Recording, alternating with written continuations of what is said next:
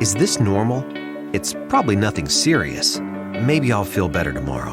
Emergency symptoms can be good at hiding. That's why you shouldn't ignore symptoms like chest pain, high fever, trouble breathing, or severe stomach pain. They could be a medical emergency in disguise.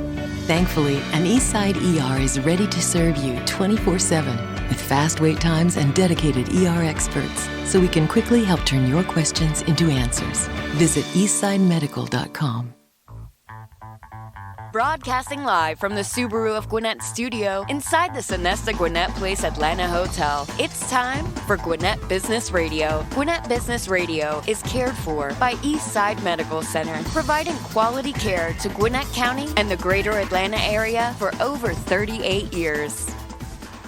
And hello again, everybody, and welcome to Gwinnett Business Radio, broadcasting live from the Subaru of Gwinnett studio in the beautiful Sonesta Gwinnett Place Atlanta Hotel. Mike Salmon with you on the special Eastside Medical Center monthly edition of our program. And today we're going to talk about the comprehensive joint replacement program and joint fixer-upper program at Eastside Medical Center with our special guests, Dr. William Moeller. He's the director of Eastside's Joint Destinations program. Jessica Cintron is the joint care coordinator, and Dennis McGowan is a patient who had some work done at Eastside Medical Center, and he's also on the Family Advisory Council membership. So we'll start with Dr. Moeller with Eastside Medical Center. First of all three of you, thank you for joining us. Thank you. Dr. Moeller, when we're talking about the joint replacement program and the joint destinations program, what are we talking about here? Starting in about 2013, Eastside established a unit, inpatient unit, specifically for patients having total hip, total knee replacement, and spine surgery. So it's not part of the main hospital. It's its own dedicated nursing staff, physical therapists, patient coordinator, actually administration. So it's separate from the main facility, designed to treat these patients. What types of procedures are we talking about here? Mostly total joints, so total hip, total knee, and then spine surgery, all sorts of different spine procedures, fusions, and simple and not so simple. I mentioned in the open joint replacement, and then I joked joint fixer-upper as well. So like an athlete or someone tears an ACL or meniscus or something like that. Is that joint? Actually, no, because that would be, actually it would be outpatient surgery probably, but this is an older population of people having elective surgery. So and that's one of the things that separates this unit from the main building. If somebody tears their ACL, if you fall and break your ankle, if you fall and break your hip, you're not ready for that surgery. It's a bad time. It's never a good time to be hurt. And you go into surgery wishing you weren't there.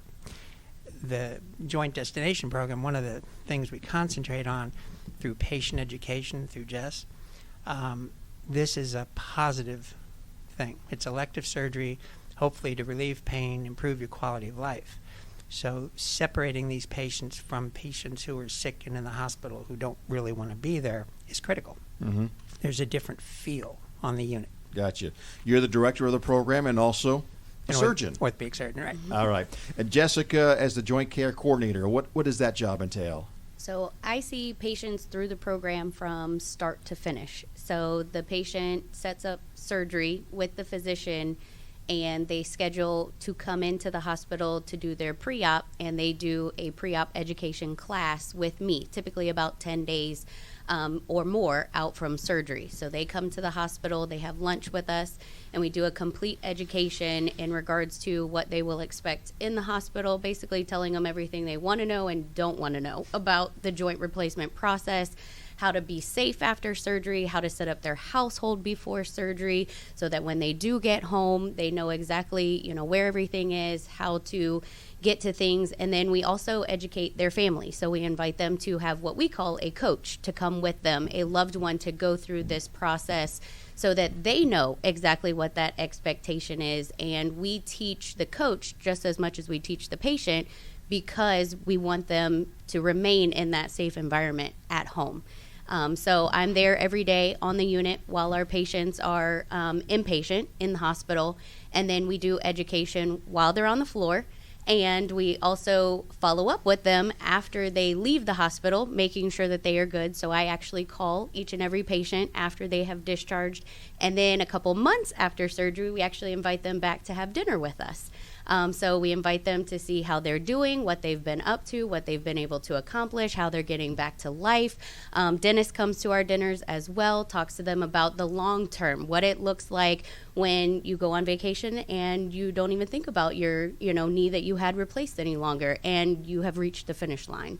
So this is not someone just walking in, having a procedure done, and they're done and you never see them again. It sounds like there's a relationship here. There absolutely is. I tell them from the very first walk upstairs, I know what that walk looks like, and you come as strangers and you leave as family, and that's exactly what it is. So literally, they never walk alone. That's right. Or play on words, they never hobble along right. alone until the surgery. Then they're walking fine. Yes. Dennis, you were a patient. Tell us what happened. I've been a patient more than once. About 5 years ago, I had a hip that was going bad. It took 6 months to make up my mind that it should be replaced, and at that time, I was in the joint and spine unit. It was my first experience there, and I was extraordinarily impressed. More than that, my wife, who's been a nurse for decades, was also extraordinarily impressed, and she doesn't do that very easily. I have a motto, essentially, about hospital care. It's not enough for a patient to feel cared for. They have to feel cared about. And that is exactly what happened in joint and spine. These folks are dedicated to the patient and their satisfaction in making sure that not only does the surgery go well, but they understand every last aspect of what's expected. Then, last year, it became a problem with my knee. And again, it was one of those, when do you want to do it? I said, how about tomorrow? I'm not waiting 6 months. And it was within 2 weeks I was scheduled and had that done. The intriguing part about all of this, and Dr. Moeller referred to part of it, the folks who come there are not sick. They have lived with pain, and they're going to go through a process that is going to make that pain go away. And I see people over and over and over again from a variety of different places, the metro area, Georgia, the rest of the United States, who have had joint surgery, and I'm yet to find anyone who has as good an experience as the patients we see at Eastside. The process that Jessica was talking about, did that surprise you? Yes. I worked in a hospital years ago when I was a lot younger. There was no such thing. And even today, the people that I talk to don't know what I'm talking about. When I mention the things that go on in the joint and spine unit, it wasn't too long ago. I mean, it's summertime. You're wearing shorts, and someone says, hey, you've got a scar there. Did you have a knee replaced? I said, yeah. And then we get into a conversation, and I tell them about Eastside, and they look at me with just disbelief, because nobody does that kind of thing. Dennis is our best ambassador. Right? I can tell. You can tell.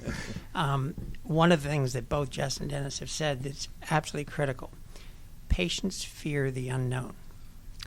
So from a surgical perspective, I can show a patient a model. I can show them their x-rays. I can tell them what we're going to do. That's really a lot of times not what they want to know.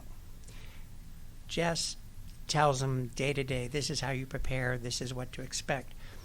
Dennis provides insight that neither Jess nor I can give because he's been through it. And he probably has as much impact on a patient answering questions. What are you worried about? What are you afraid to ask somebody else?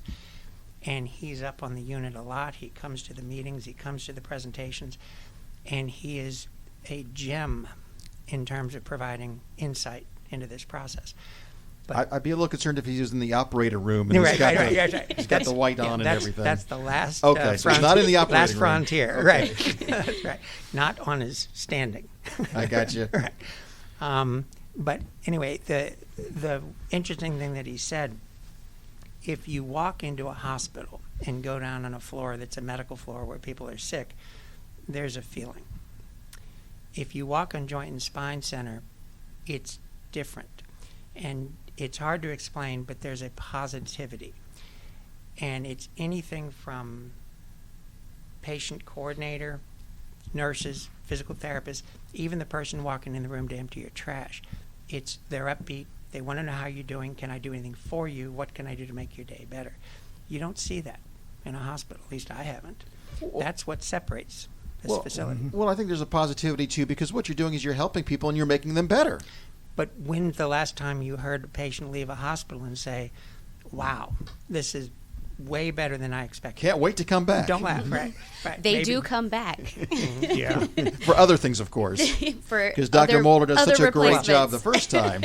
But ironically, when they come back for their second knee or their second hip, they're a different patient also, because again, they know what they're getting into, they know what to expect, and that's what Dennis provides for us. Well, between Dennis and Jessica, it sounds like education is a big, big part of this. Yes, and it's having, there are facilities that use different platforms, maybe videos, different things, but it's different when you have someone they can go to. They can reach me 24/7 before surgery, while they're on the unit. If they ever have a question when they leave the hospital, they can communicate with myself or our floor manager, Sherry Williams, who also provides kind of a nursing aspect for those patients as well. It is constant communication to know that there is always somebody available, because they aren't always confident enough to reach out to a physician right away. And at least there is a voice or a commonality that they see constantly to say, oh yes, I don't mind calling Jessica, I don't mind calling Sherry, I just have a simple question that I wouldn't want to ask the physician. And it helps kind of feed the process. The physicians have confidence in what the patient is receiving from us, and we absolutely love our surgeons. To be able to come to work every day and say you truly enjoy everyone that you work with is a different atmosphere. And in reverse, the surgeons respect and love the nurses and the people on that floor. And the reason is because they do this over and over and over and over, they are really good at it.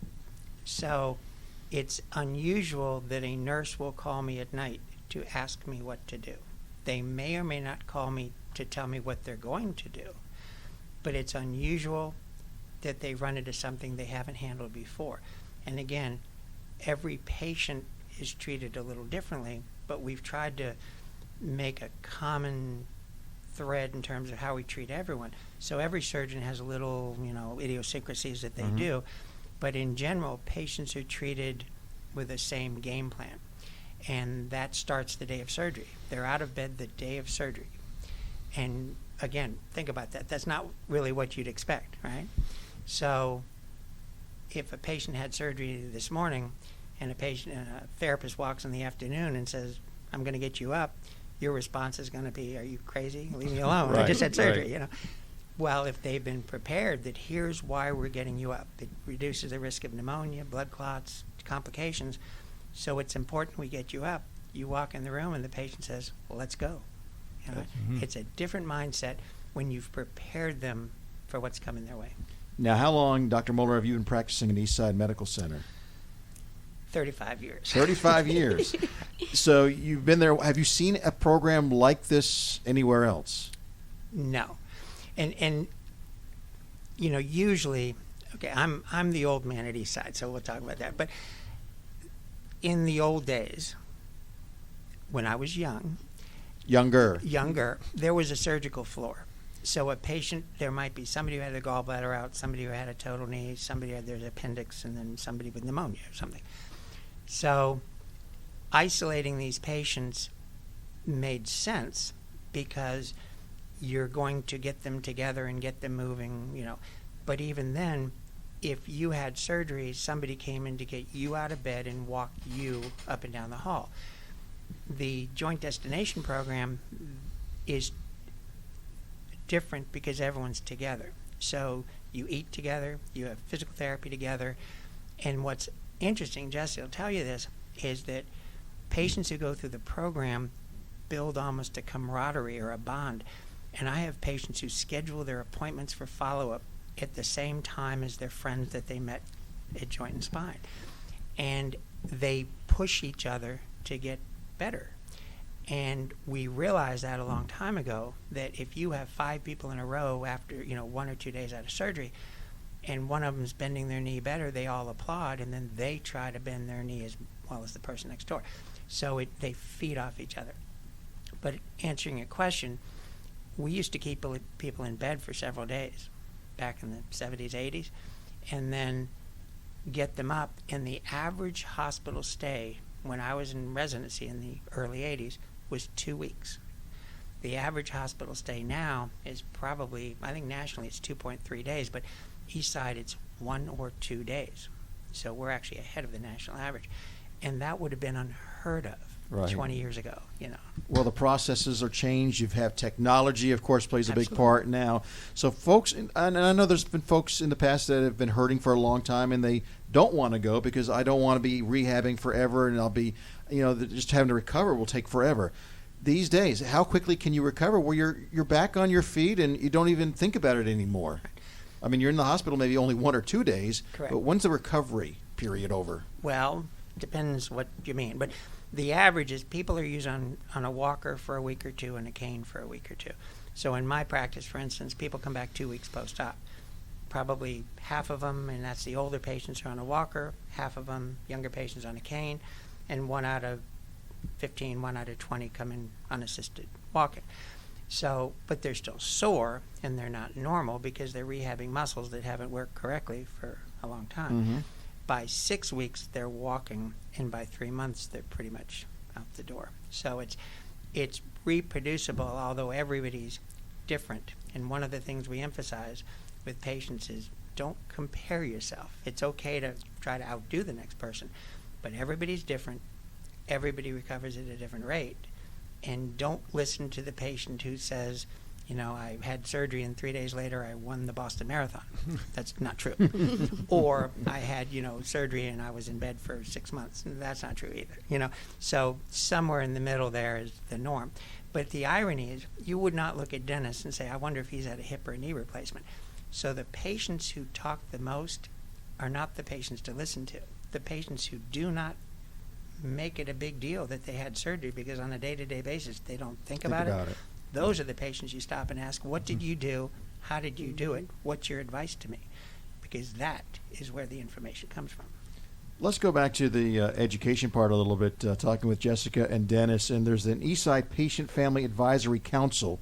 Dennis, you're a member of that. I am. Tell us more about that.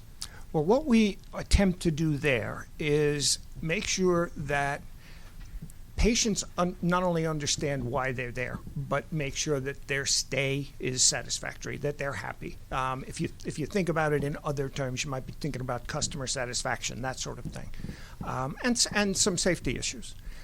Primarily, though, our goal is to make sure that any patient who has been to Eastside in any of the units leaves understanding and feeling like they've been taken care of. There's just a different feeling there. There really is. I talked to a fella. He's in his 70s, and he had a knee replaced a few weeks after I did.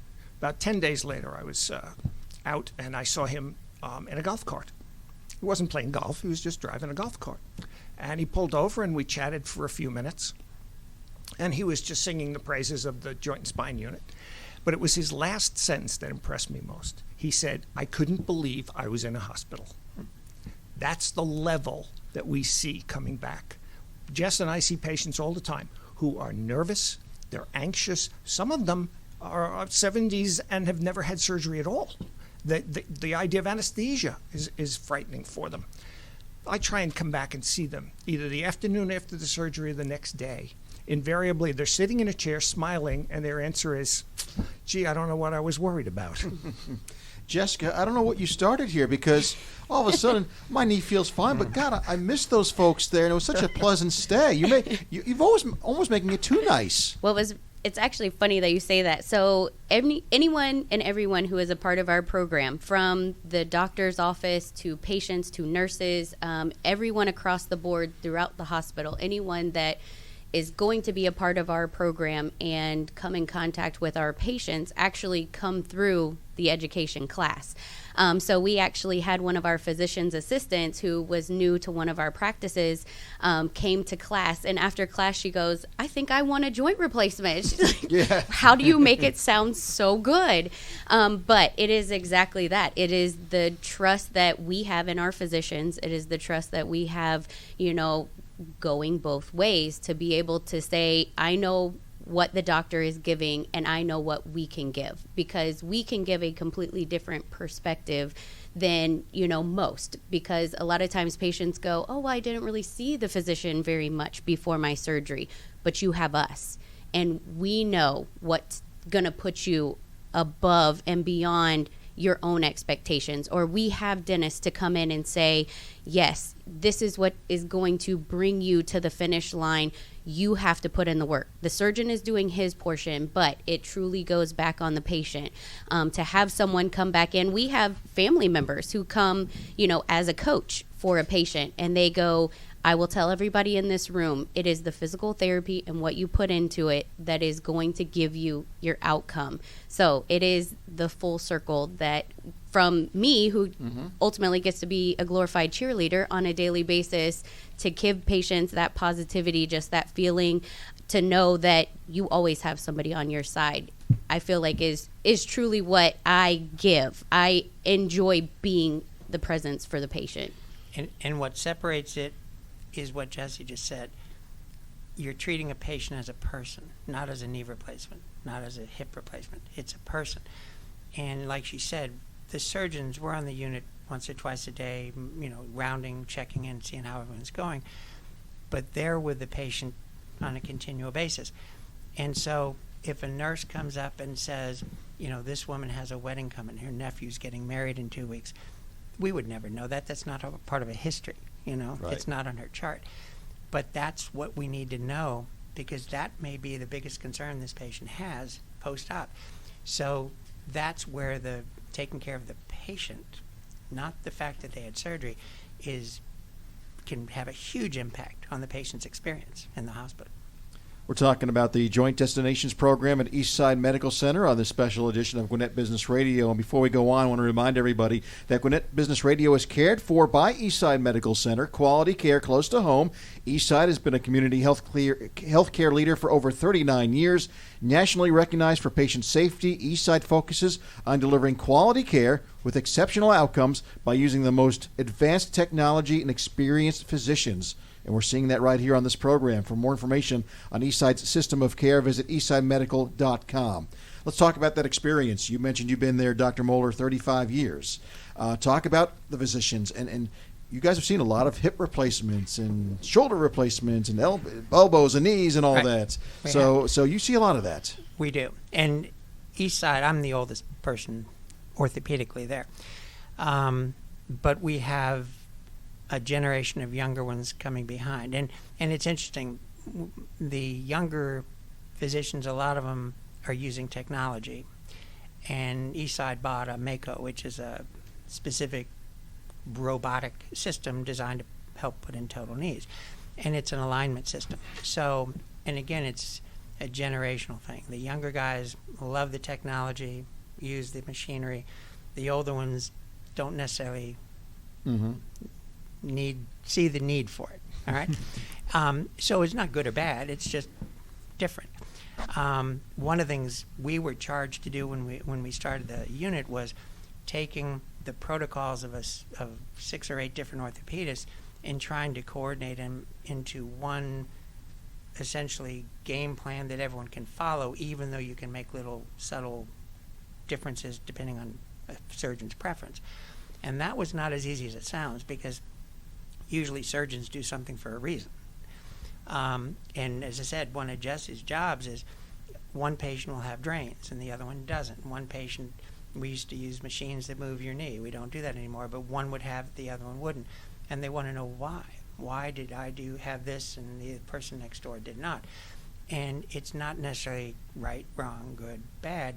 It's just that's the way the surgeon treats his patients.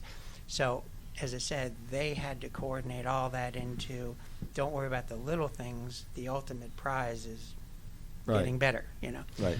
But yeah, I think the biggest change in orthopedics, during my tenure is the speed that we rehab people. It's an accelerated rehab program. It is not just not being in the hospital a long time. And getting out of the hospital is good for the patient. They want to sleep in their own bed. They want to take their own medicine and not ask for it. Physical therapy comes to them at home initially, usually for the first couple of weeks, and they have gotten really good at providing quality PT at home. And then outpatient physical therapy is usually anywhere 2 weeks to 2 months, depending on how they do and how progress they make.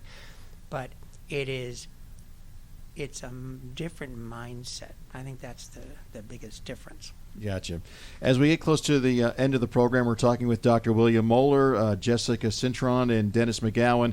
Dennis was a patient. Jessica is the joint care coordinator, and Dr. Moeller is the director of the program and one of the surgeons. As we wrap up the program here, if someone is listening and they're experiencing joint pain that's impacting their daily life, why should they choose Eastside's Joint Destinations program? And I'll start with you, Dr. Moeller, and we'll go right down the line. Quality of care. You can, and again, of the 6 or 8 surgeons working Eastside, they probably use 5 or 6 different orthopedic systems, meaning different companies, different knees, different hips. And it doesn't, this sounds terrible, it doesn't really matter. In other words, do a good job and the patient does well. If you look at a patient on the unit, you cannot tell what company made the knee that's in their knee. But so they don't want to hear that because obviously that's big business, selling total joint products. But what I'm getting at is you can find a surgeon if you have a particular interest in a particular product, usually marketing, but you can find that surgeon. Older surgeons, younger surgeons, the point is we all use the same facility, we all use the same ORs, the same nurses, but the quality of care separates the hospital. Well, it's the final result. Correct. I mean, Henry Aaron's swing was different from Babe Ruth's swing, but the result was a home run every time. Correct. Or so it seemed, and we want a home run when you're replacing any kind of joints. Absolutely. Jessica? I'd say absolutely educate yourself, talk to a patient, talk to a former patient, seek out, someone like Dennis who has been there, had the experience, and make that decision for yourself. Know what exactly is going to go into it from the patient side of things. And then when you're ready, we're here to back you the whole way. All right. And Dennis, you obviously chose Eastside's program, and why should others? Well, I think the integrity of the process, really. Everything that's going to happen, every expectation is explained ahead of time. There's no nonsense. You are completely made aware of everything you're going to have to do, everything that's going to happen to you. There's no smoke and mirrors. The understanding that a patient has from the information that, for example, Dr. Moeller gives them and then what Jess gives them, there's no discrepancy here. This is 100% coordinated information, and when the patient arrives for surgery, they are so well prepared that typically what I see is an enthusiasm that all this pain I've been carrying for years is about to go away because these folks have been honest with me. We all love surprises, just not at the hospital. So, and obviously, if people want to read up some more information, eastsidemedical.com is the website. Is there a particular part of the website that might focus just on the joints? Yes. So Joint Destination is outlined on the website through the orthopedic page.